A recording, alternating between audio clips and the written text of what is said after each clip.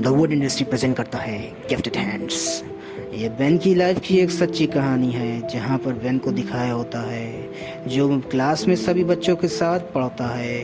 वहाँ पर सब बच्चों की आंसर शीट उन्हें दी जाती है। टीचर को पता चलता है कि बेन के 0 मार्क्स आए हैं। हमेशा उसके नंबर बहुत कम आते हैं, इसलिए सब बच्चे उसका मजाक उड़ाते हैं। पूरा स्कूल बेन का मजाक उड़ाता है। एक दिन जब बेन का एक बच्चा मजाक उड़ा रहा होता है तो बेन उसके ऊपर हाथ उठा देता है, जिसके बाद बेन की मॉम को स्कूल में बुलाया जाता है और उन्हें बताया जाता है कि बेन ने एक बच्चे के ऊपर हाथ उठाया है। और तो और बेन की मॉम को उसके मार्क्स सिखाए जाते हैं जो बहुत ज़्यादा ही ख़राब होते हैं। बेन की मॉम को ये देखकर बहुत बुरा लगता है, क्योंकि बेन की मॉम चाहती हैं कि बेन और उसका बड़ा भाई पढ़ लिख के एक कामयाब इंसान बने।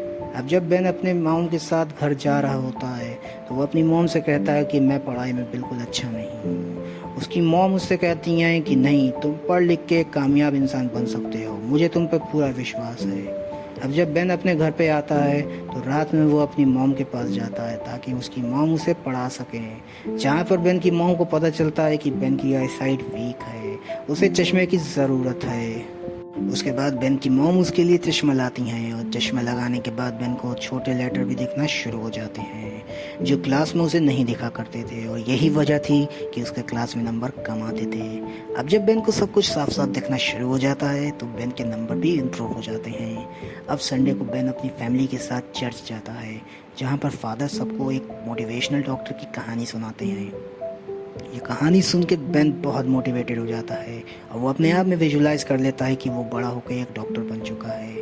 अब जब बेन अपने घर पे जाता है तो वो अपनी मॉम और अपने बड़े भाई को बताता है कि वो बड़े होकर एक डॉक्टर बनेगा। बेन के अंदर आत्मविश्वास आ चुका होता है, मगर उनकी मॉम अपने दोनों बच्चों को लेकर बहुत ज़्यादा ही परेशान होती हैं, क्योंकि दोनों बच्चे बहुत ज़्यादा ही टीवी देखते हैं। अगले दिन बेन की मॉम एक साइकेट्रिस्ट के पास जाती हैं। उसे वो अक्सर मिलती हैं क्योंकि वो खुद डिप्रेशन में होती हैं। वो उन्हें बताती हैं कि मैं अपने बच्चों को लेकर बहुत ज़्यादा परेशान रहती हूँ। मेरी शादी बहुत कम एज में हो गई थी बिना मेरी मंजूरी के। मेरे हस्बैंड ने मुझे चीट भी किया था, वो एक दूसरी लेडी के साथ भाग गए थे।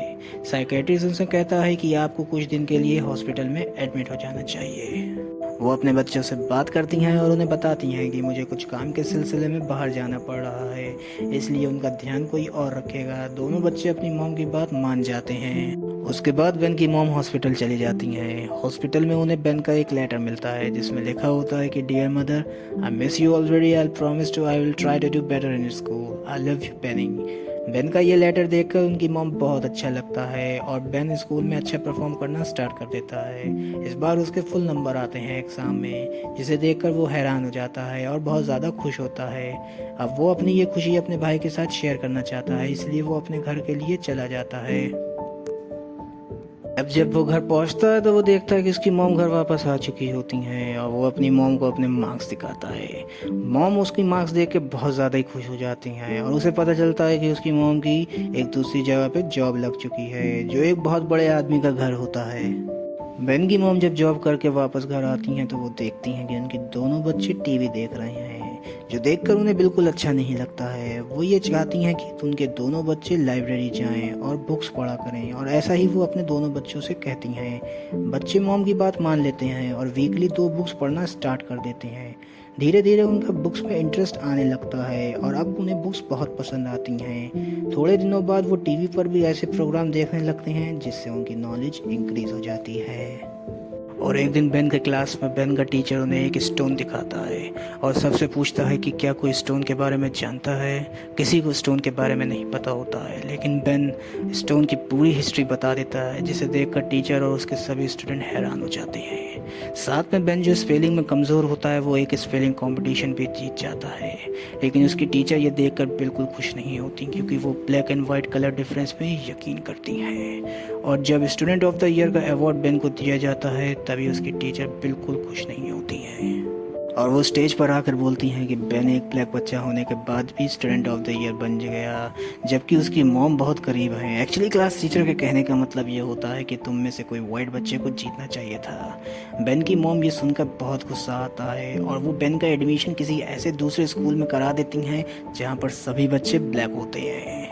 लेकिन बेन अब गलत संगति में पड़ जाता है। उसका गुस्सा बहुत ज़्यादा बढ़ जाता है। वो अपनी मॉम और अपने भाई से गलत तरीके से बात करने लगता है, यहाँ तक कि वो अपने दोस्त को एक बार चाकू मार देता है, लेकिन चाकू उसकी बेल्ट पे लगता है, इसलिए उसके दोस्त की जान नहीं जाती है।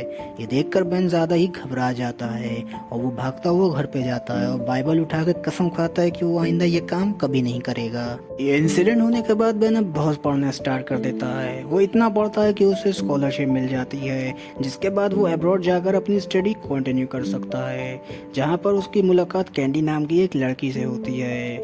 ये मुलाकात कब रिलेशनशिप में बदल जाती है पता नहीं चलता। बेन अब कैंडी को बहुत पसंद करने लगता है। बेन केमिस्ट्री में बहुत ज़्यादा स्ट्रांग नहीं होता है और आगे चलकर वो ये तय करता है कि उसे एक न्यूरोसर्जन बनना है और इसलिए वो न्यूरोसर्जन की स्टडी करता है। और अब वो जॉन हॉपकिंस हॉस्पिटल में जॉब करना चाहता है और इंटर्नशिप भी करना चाहता है। वो बहुत मेहनत करता है और मेहनत करने के बाद उसे उसका फल मिल जाता है। उसे हॉस्पिटल में जॉब मिल जाती है और अपनी नॉलेज और मेहनत के बलबूते पे बेन बहुत बड़ा मुकाम हासिल कर देता है। बेन अब इतना बड़ा डॉक्टर हो चुका है जिसकी वजह से मीडिया उसे कवर करती है और उसका इंटरव्यू लेती है। जिसके बाद बेन के पास एक केस आता है। डॉक्टर उसे बताते हैं कि तुम्हें एक सर्जरी करनी है और ये सर्जरी करने के लिए जर्मनी जाना पड़ेगा। असल में ये सर्जरी 2 बच्चों की होती है जिनके सिर आपस में जुड़े होते हैं। बेन को उनका सिर अलग करना होता है। ये एक बहुत कॉम्प्लिकेटेड सर्जरी होती है, इसलिए इसके लिए बेन को चूज़ करा जाता है। लेकिन बेन बहुत ज़्यादा उदास होता है क्योंकि उसकी दोस्त कैंडी जो अब उसकी वाइफ बन गई है, उसका मिसकैरेज हो जाता है। बेन अपने बच्चे को खोने के गम से बहुत ज़्यादा दुखी होता है, लेकिन कैंडी उससे कहती है कि तुम एक बहुत बड़े सर्जन बन सकते हो, तुम दुनिया को बदल सकते हो अपनी सर्जरीज और अपनी मेहनत से। बेन को ये बात सुन के आत्मविश्वास जाग जाता है और वो सर्जरी करने के लिए जर्मन चला जाता है। बेन पूरा केस समझ लेता है और सर्जरी करने के लिए तैयार हो जाता है। सर्जरी इतनी कॉम्प्लिकेटेड होती है कि बेन को इसको समझने के लिए काफ़ी टाइम लग जाता है। बेन पूरी केस स्टडी समझता है और उसके बाद सर्जरी करने के लिए तैयार हो जाता है। इस सर्जरी को करने के लिए एक्स्ट्रा डॉक्टर के साथ साथ एक्स्ट्रा मशीन भी लाई जाती हैं ताकि सर्जरी में कोई प्रॉब्लम ना आए।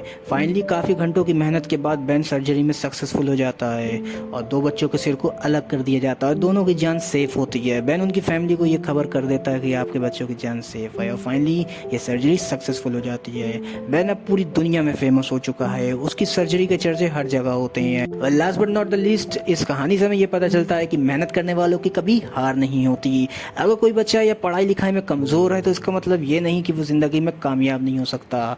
अगर हम पक्का इरादा कर लें तो हम ज़िंदगी में कुछ भी हासिल कर लेते हैं। जो हमें बेन की स्टोरी से जानने को मिलता है कि कैसे एक इंसान जो पढ़ाई लिखाई में कमज़ोर होता है वो ज़िंदगी की सफलताओं की सीढ़ियाँ चढ़ जाता है। अगर आपको मेरी स्टोरी पसंद आई और ऐसी स्टोरी देखना चाहते हैं तो मेरे वीडियो को लाइक करके मेरे चैनल को सब्सक्राइब करना ना भूलना।